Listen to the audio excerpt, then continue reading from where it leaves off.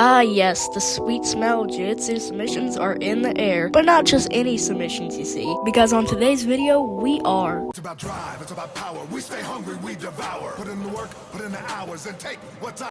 Alright, so starting off with the armbar, probably the first submission you ever learned when you started Jitsu, and personally my favorite submission, as I have hit one off many times, and it has succeeded every time, well, almost. Anyways, one thing I love about the armbar is how you can basically do it in any position, whether that be from mount or bottom guard. But unfortunately, it doesn't work on big people.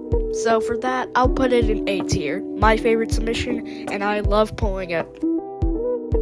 Next is the triangle, probably the second submission you've learned.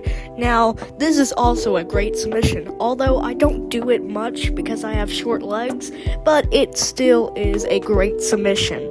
However, if you have short legs like me, then you won't be able to do it as much. But just like the armbar, you can relatively hit it from any position, and it's still used even in the higher belt levels, so for that, I'll give it S tier. Next up is the Americana.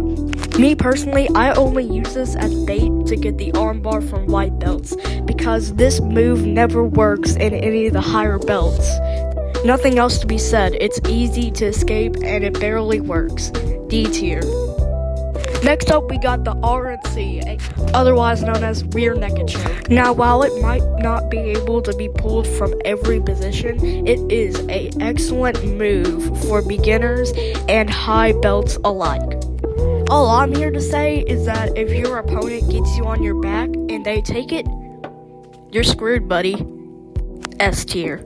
Last up, we got the cross collar choke. Now, you're only able to do this in the gi, which is quite unfortunate. For me, living in the South, no one has a collar. But anyways, I don't have very much experience with this choke because I haven't really done it that often. But what I can say is that it is good for beginners.